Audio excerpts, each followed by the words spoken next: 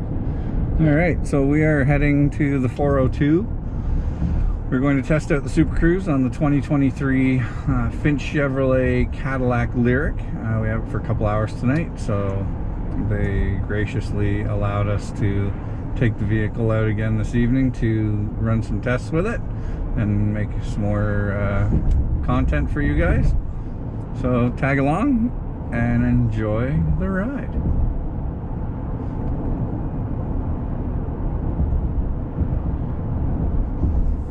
Alright, we will be exiting Wonderland Road here for the 402. We'll be heading east on the 402 back towards the south end of London, and we're going to run the Super Cruise. I want to see how this goes.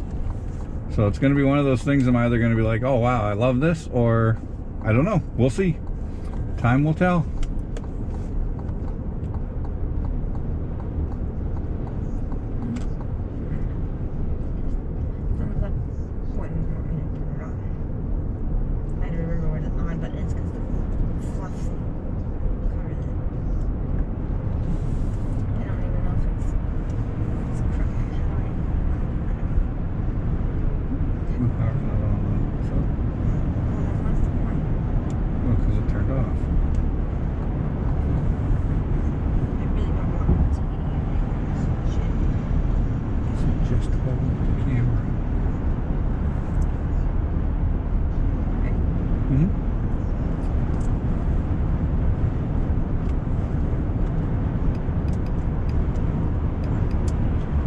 Super Cruise is on. This is a weird feeling. It's actually centering the vehicle in the lane. So as you can see, no hands on the wheel. This is a little unnerving for the first time doing this. So it's a little odd. But yeah, here we go. I want to see how it navigates this. We're on Highway 402 just outside London. So navigates bends. This is a weird feeling. Not a bad feeling, just a weird feeling.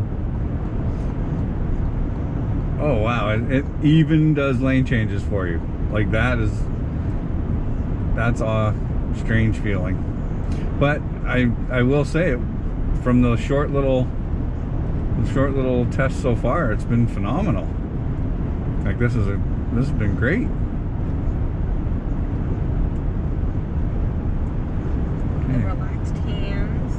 Yeah, like I'm eyes forward because it's going to it tracks your eyes to make sure that you're looking ahead. But the car is doing all this for us. Like we're not giving any inputs at all on this. It's doing it all on its own. That's pretty awesome, actually. I can see why people would like this feature. I'm not sure I would use it often enough to make it worth my while to put it in my car, but I do definitely see why people would want to use this in their vehicles. See if it puts in another. Yeah.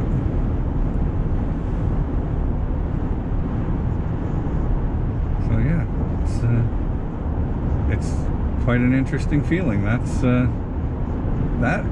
about the best word I have for it. Is an interesting feeling to be driving without having to touch the wheel, because everything in my brain is saying hold on to the wheel.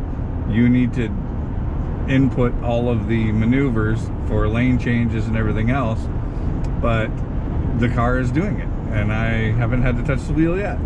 So beside the mileage is a lit up green steering wheel, which implies the Super Cruise, and it just moved us over a lane. It's keeping the speed. Yeah. It's literally just driving us. Yeah. It's like I Miss Daisy and it's driving me. Yep. That's weird. Yeah. So we are heading east on the 401. We are heading up towards Highbury Ave. We'll be passing Highbury here shortly.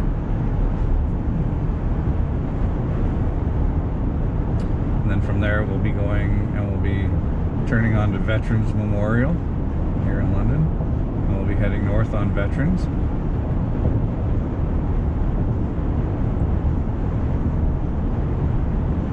I didn't put anything into maps or anything to see if it would actually, with the Super Cruise on, if it would actually take us through the on and off ramps and stuff like that. I didn't do any of that, but that is definitely something that would be interesting to test, and maybe we'll run that test a little bit later.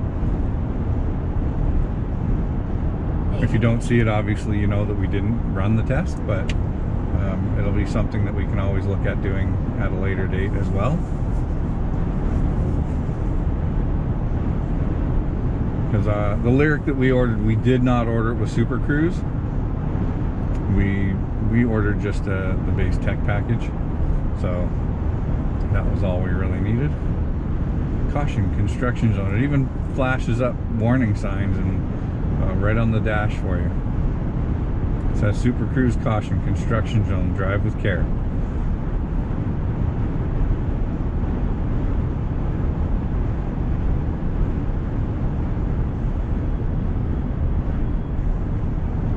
And the adaptive cruise keeps your distance.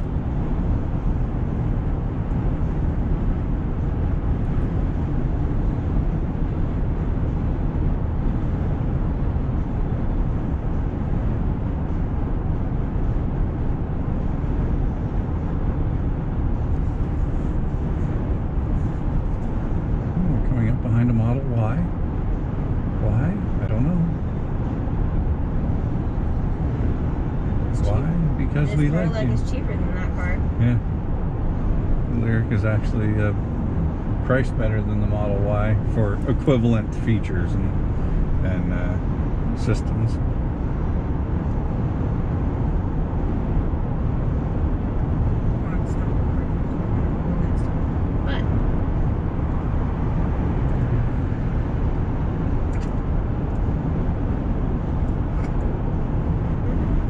The OPP. This was not.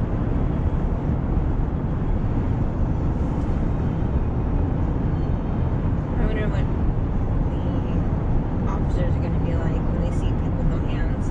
Well, it's something that they know of now, because the Tahoes and stuff that they get, I think some of them have it in it, so.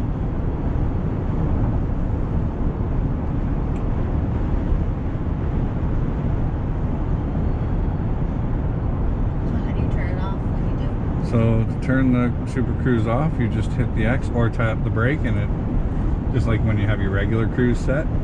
So okay, so, and if you transition the signal stock for lane change, it will actually change lanes for you, which is quite nice actually.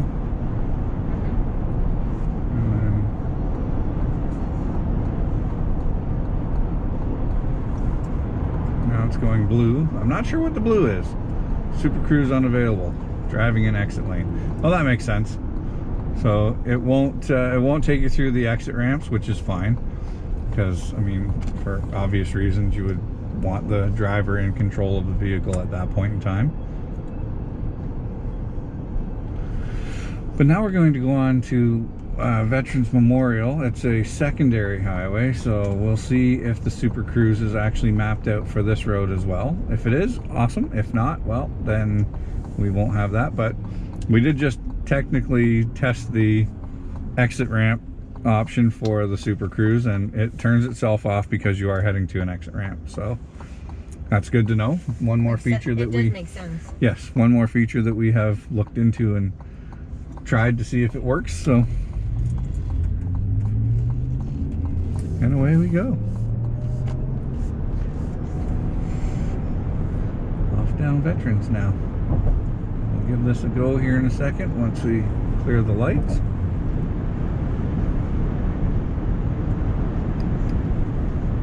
Nope.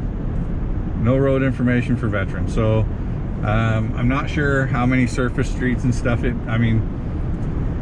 clearly when you're inside the city you wouldn't want to run it anyway, because that just seems silly.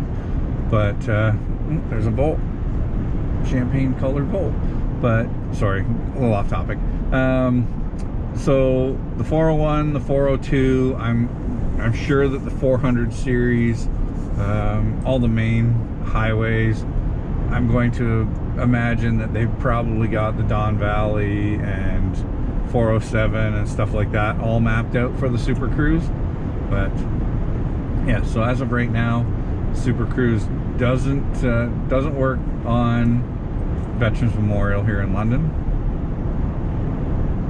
but it does definitely work. We just put a little test in on the 402 and the 401.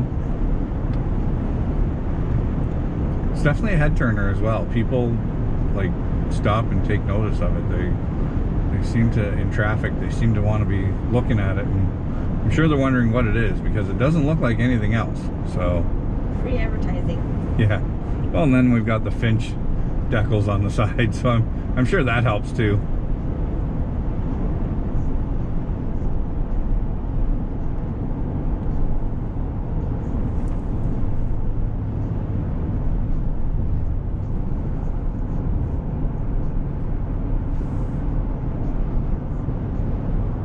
Getting used to 1 foot driving is weird.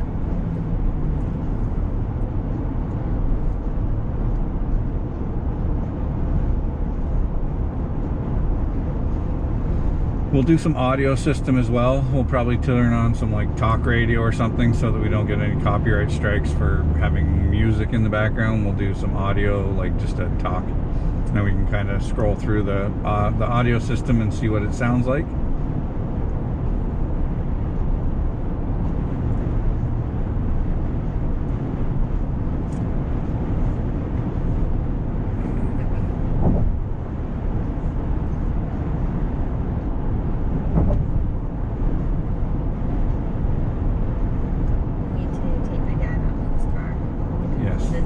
Yes, when your dad comes to visit, we will definitely get him out in this for a spin.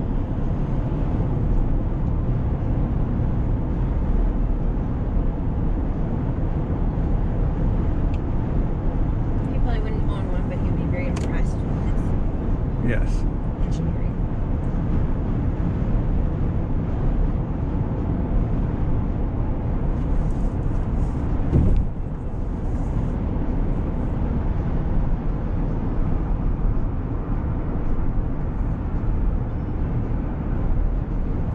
So if you have any questions about the tests that we've done, whether it be in this video or the previous ones that we've done on this vehicle, specifically this one itself, because we have our previous test drive in it and our walk around. With this one, we're going to actually look under the bonnet, and we'll look in the back and see the storage space available. A little more in depth than just kind of sticking the camera in and saying, oh, and there's the rear storage space. And we didn't show underneath the hood. I'm not sure how many people are really interested in it. I know the North American model did not get a frunk, where the Asian market one did. So we'll have a look and see. You guys can have a look and see what's poking around under there. Yeah, I keep wanting to hit the brake pedal. I'm gotta train my brain for when I get ours to use the regen, the 1 foot drive. But it's something weird. Definitely different.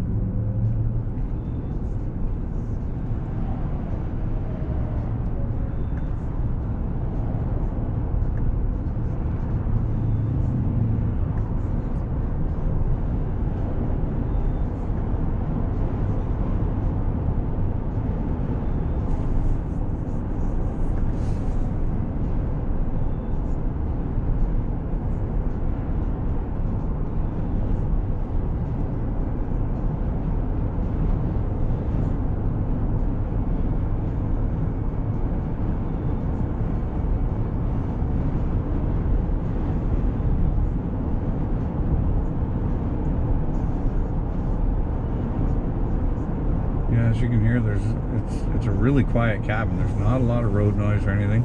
There's a little bit of noise, but nothing that's like crazy. You can have a general normal conversation without having to yell over road noise that you get from some vehicles.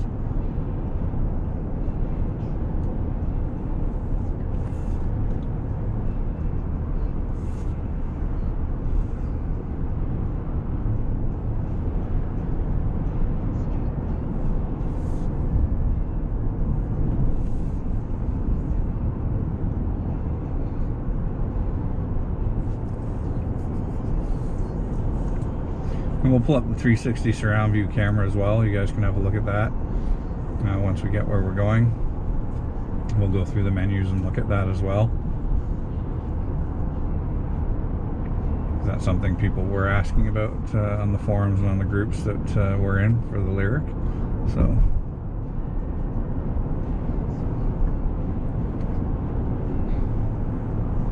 what I gotta do is get my son in here so he can sit in it. I want to see just how well he fits in here. He's 6'5", so yeah.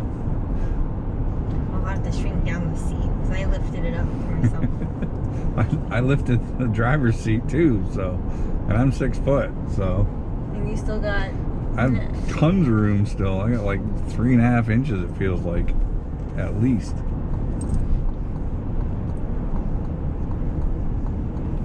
Well, see, there we go again, using the brake pedal.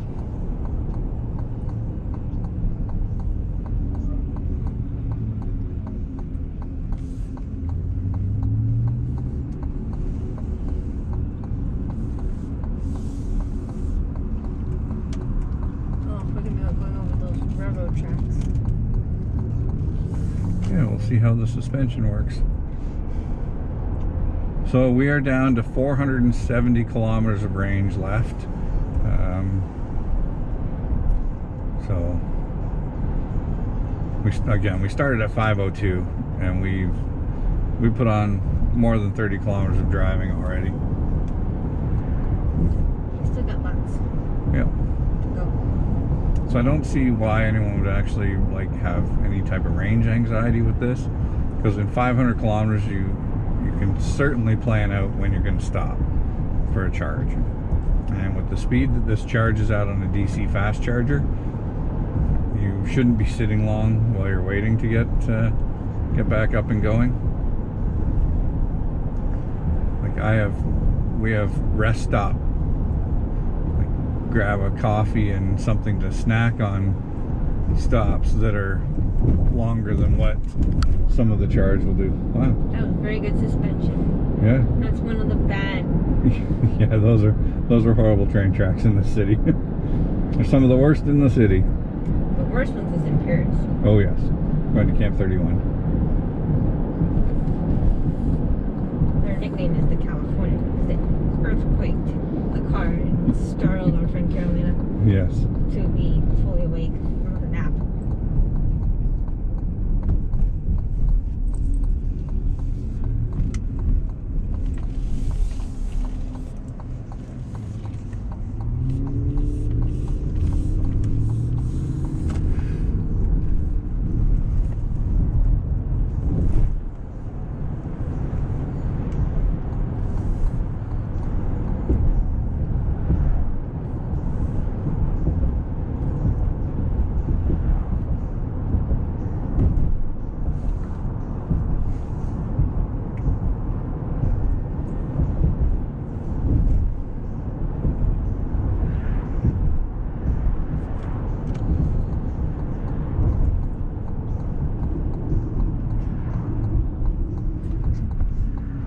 So yeah, if anyone has questions about the vehicle, anyone still waiting for their cars or whatever that have some questions about, you know, anything about the interior or how it drives, things like that, about the Super Cruise, absolutely drop comments below. We will answer them as quickly as possible and as effectively as possible.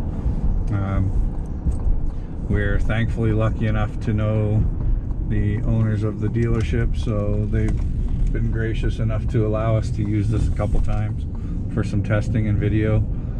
So yeah, if you've got questions or comments, absolutely feel free to leave some. And if you want some more info on the vehicle and availability or anything like that, absolutely reach out to Kevin DeBrita at Finch Chev. We will drop his Instagram link as well and his phone number to get a hold of him so that you can talk to him. He's a pretty good wealth of knowledge about the vehicle as well. So yeah. All right, here's our first stop, and we will have a look around the vehicle and then we will go from there. Thanks for watching. So we've had this thing out for a couple hours now. We unfortunately haven't gotten to the point where we looked under the hood and looked in the rear liftgate.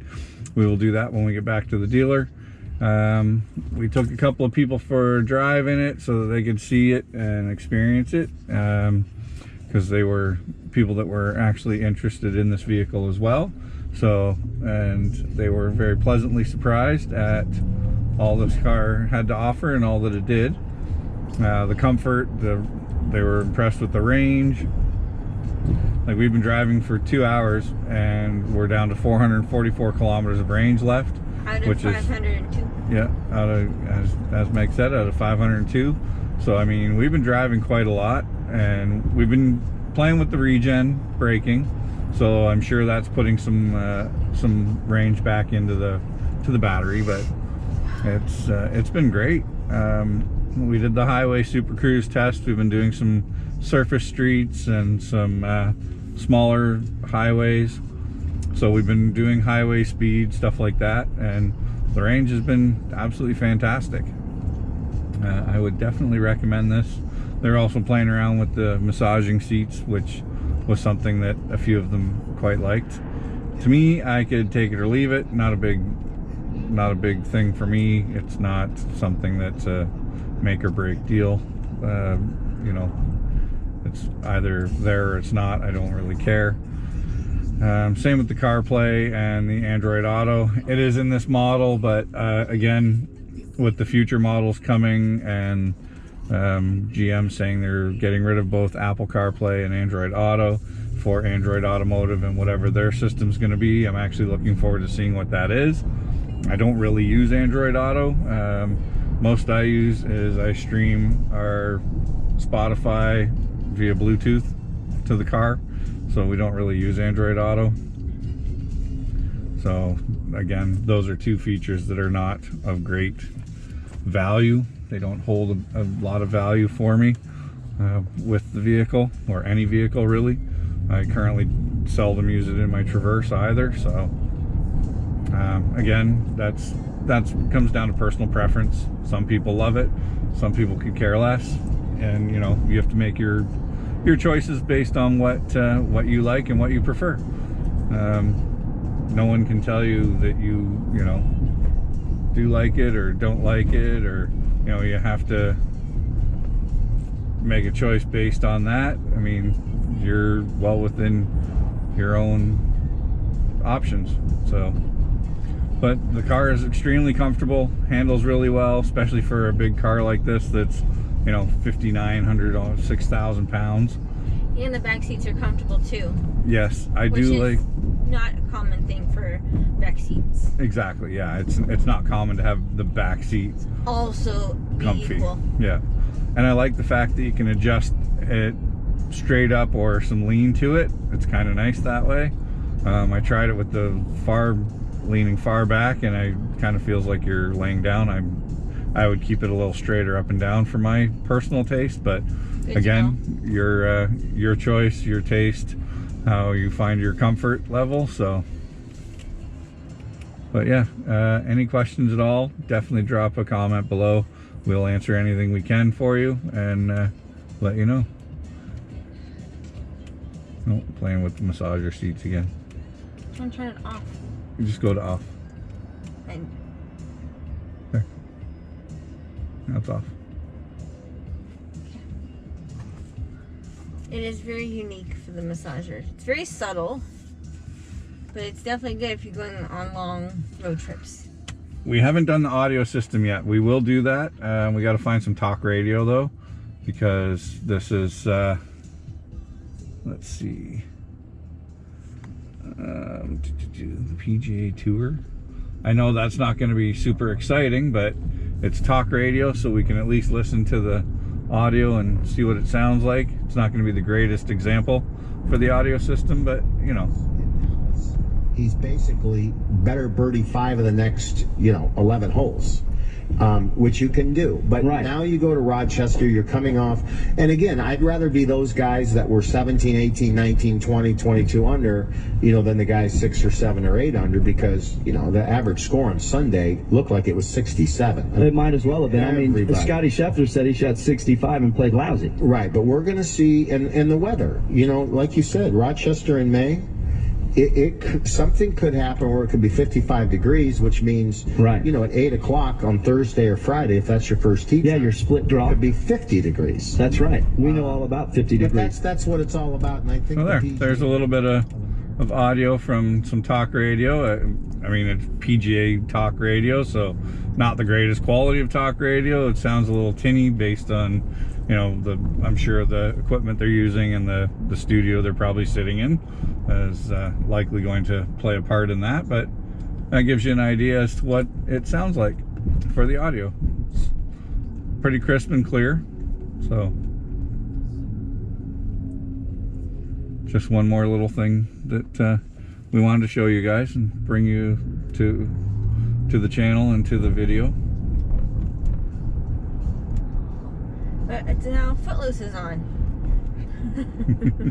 Yes, but I know we'll get a copyright strike if we play this, so we're going to turn this off for now because we want to listen to some music, and we will show you some of the other stuff when we get back. Thanks so much.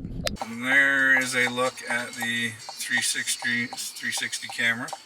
So this is at a stoplight, and then it turns off as you go.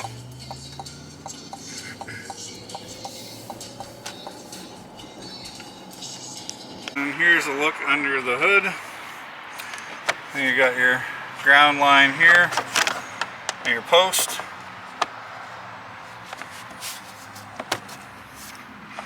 And then for the firefighters, so if you're in an accident, they cut your line there.